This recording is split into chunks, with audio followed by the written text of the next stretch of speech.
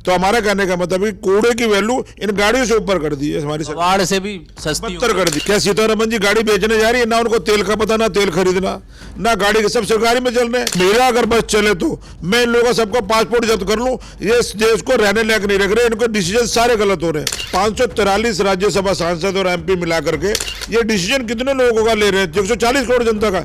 140 करोड़ जनता से पूछना क्या होना चाहिए, आप डिसीजन लेने वाले होते कौन है? इस समय देश में जीएसटी को लेकर घमासान मचा हुआ है। कारण यह है कि अभी जीएसटी काउंसिल की जो बैठक हुई, उस बैठक के बाद वित्त मंत्री सीतारमण ने यह ऐलान किया कि देश में जो पुरानी कारें हैं लोगों की, अगर वो उसे बेचेंगे तो उसको बेचने में 18% का जीएसटी अब देना होगा। हालांकि ये कहा गया कि आम लोगों के लिए नहीं है। मान लिया जाए आपने कार किसी अपने जानने वाले को बेच दी तो अब कोई जीएसटी नहीं देना पड़ेगा, लेकिन जो डीलर हैं, जो वेंडर्स हैं, उनके लिए 18% का जीएसटी देना होगा।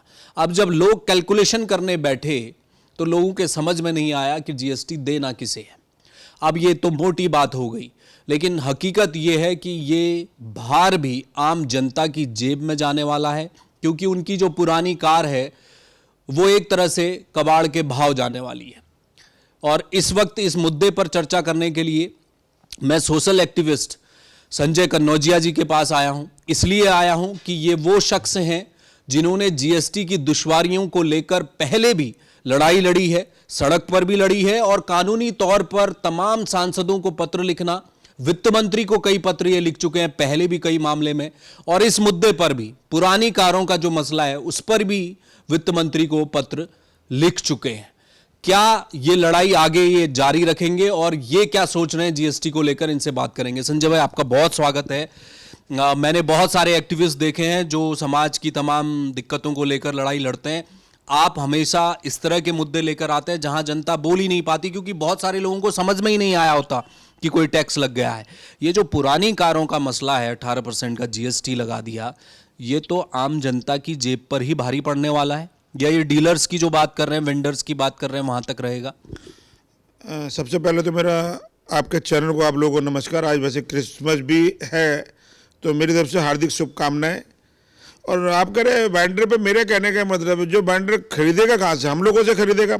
आज ही मैं देख रहा था एक चैनल के माध्यम से फेसबुक में, और उसमें लिखा था कि मान लो 12 लाख रुपए की गाड़ी आपकी है और आपने वो 2 लाख रुपए की गाड़ी बेची है, तो जिसमें से कि 1,80,000 रुपये तो जीएसटी कट जाएगा, बचे कितने? 20,000 रुपये। वो 20,000 रुपये अगर आप मान के चलेंगे, जिस जगह पे वो किराया लेगा 20,000 किराया ले लेगा, और मैं उस गाड़ी को बाजार में बेचूंगा, मर से मरी 3-4 लाख रुपए की बिक जाएगी कूड़े के रेट पे। तो हमारा कहने का मतलब है कि कूड़े की वैल्यू इन गाड़ियों से ऊपर कर दी है हमारी सरकार, कबाड़ से भी सस्ती, बदतर कर दी है।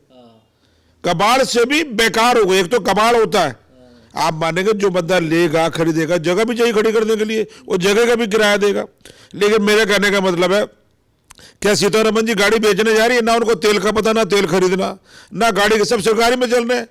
आज अगर मेरी बात अगर बुरा ना लगे तो मैं आज बात को कहना चाहूंगा, इन लोगों को बैठाया जाए, मेरा अगर बस चले तो मैं इन लोगों का सबका पासपोर्ट जब्त कर लूं। ये इस देश को रहने लायक नहीं रख रहे, इनको डिसीजन सारे गलत हो रहे हैं।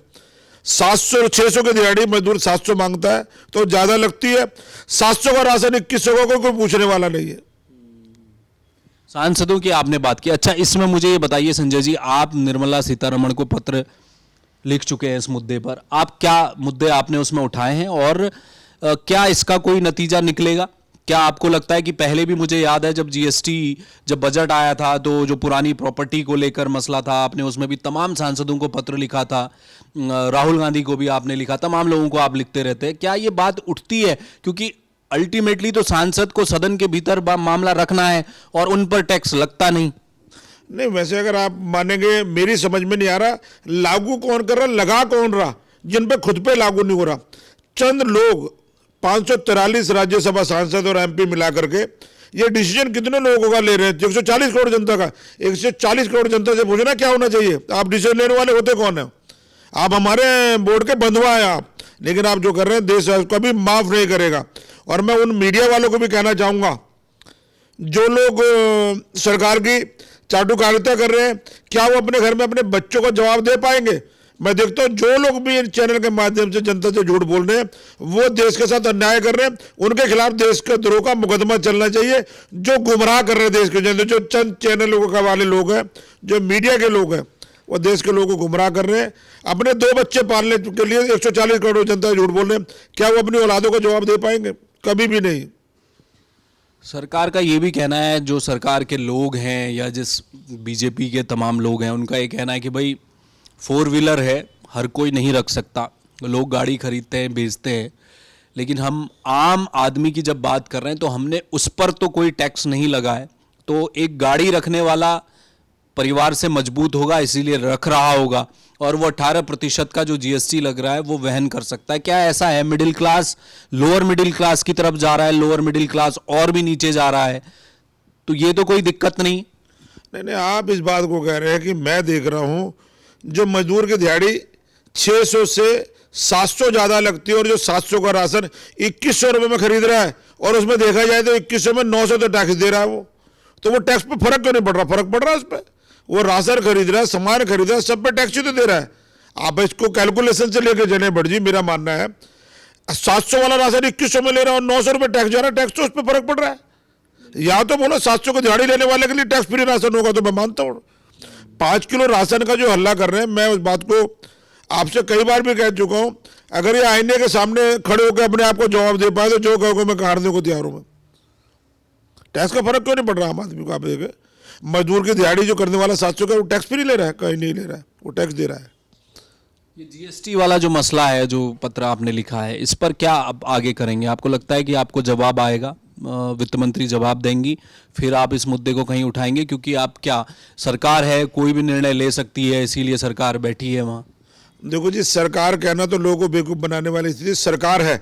सरकार तो 140 करोड़ जनता की बात नहीं कर रही, वो अपने बारे में सोच रही। 140 करोड़ जनता से सुझाव लेना, जब उसको लागू करे। जनता से वोट लेने तो केवल वो आते हैं, लेकिन सुझाव नहीं लेते।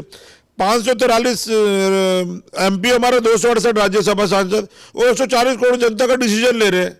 मैं तो कहूँगा सभी, चाहे पक्ष हो चाहे विपक्ष हो, उनके पास तो बड़ी बड़ी कंपनियां चंदा दे रही, उनकी पार्टियां चल रही, उनको देश से क्या है? अगर आप देश की बात कर रहे हो तो आप मान के चलो, आप उठा के देख लो कितने के बच्चे फॉरेन में पढ़ रहे हैं। अगर इंडिया पे भरोसा, भारत सरकार से तनख्वाह ले रहे, भारत सरकार में बच्चे पढ़ाए ना। आप मानेंगे फॉरेन में पढ़ा रहे, फॉरेन में सेटल कर रहे बच्चे, तो ये तो जान रहे हैं कि हम देश के लिए गंद कर रहे हैं। सोचे आप, बहुत बड़ा सोचने का विषय है, प्लान मुद्दा नहीं है। आप अगर गौर से सर्च करें, हिस्ट्री उठा के देख लेना, जो इस तरह के लोग तो फॉरेन जाकर सेटल हो रखे हैं, वापसी आने का नाम नहीं लेते। अगर कहते बहुत बढ़िया है तो इंडिया वापसी आके देख लेना या क्या हो रहा है। बहुत शुक्रिया, नमस्कार। तो ये संजय कन्नौजिया हैं, और जो इस पूरे मुद्दे पर निर्मला सीतारमण को पत्र लिख चुके हैं। उनका ये कहना है कि सरकार देश की जनता के लिए है, और देश की जनता को कष्ट ना हो, उसे अतिरिक्त टैक्स ना देने पड़े, इसका ध्यान तो सरकार को ही रखना पड़ेगा। और जो सांसद हैं, राज्यसभा और लोकसभा में बैठे हैं, वो तो टैक्स फ्री हैं, तो भला वो कैसे मुद्दा उठाएंगे? ये भी लोगों का अब सोचना है कि क्या जिन लोगों को वोट देकर संसद तक पहुंचा है, क्या वो इस मामले में आवाज़ नहीं उठाएंगे? भले ही वो कांग्रेस के हों, विपक्षी दलों के हों, सत्ताधारी दल के सांसद हों, तो उनकी कोई तो रिस्पॉन्सिबिलिटी बनती है। जीएसटी को लेकर ये जो कदम उठाया गया है, इस बार ये मुश्किल खड़ा कर सकता है सरकार के लिए, क्योंकि लोग अब चर्चा करने लगे हैं। घर में बैठे बिठाए अचानक से ये एक बड़ी बढ़ोतरी हो गई है टैक्स में, और पुरानी कार बेचने अगर आप जाएंगे तो वो तो कूड़े के भाव से भी नीचे जा रही है। अगर 1 लाख की कार में 90,000 का टैक्स देना है, 10,000 रुपये आपके जेब में आ रहे हैं, तो हो सकता है कि 20,000 में कूड़े वाला कबाड़ी ले ले, तो उससे भी कम कीमत में ये स्थिति बन रही है। तो ये एक बड़ा प्रश्न है। और जहां तक सरकार का जीएसटी को लेकर अर्थशास्त्र बताने का नज़रिया है और जो सरकार बता रही है, मैं तो इतना जानता हूँ, विज्ञान का छात्र रहा हूँ। एक दिन एक अर्थशास्त्र के प्रोफेसर मिले, उन्होंने बताया अर्थशास्त्र और कुछ नहीं है, लाभ और हानि को जो समझ गया वो अर्थशास्त्री हो गया, बस इतना सा है। और लाभ और हानि क्या है ये जनता देख रही है कि डीलर्स वेंडर्स नहीं, पैसा जनता के जेब से ही जाएगा, गाड़ी बेचने वाले के जेब से जाएगा। ये स्थिति बनी हुई है। कैमरामैन मयूर उपाध्याय के साथ हेमंत, जय भारत टीवी।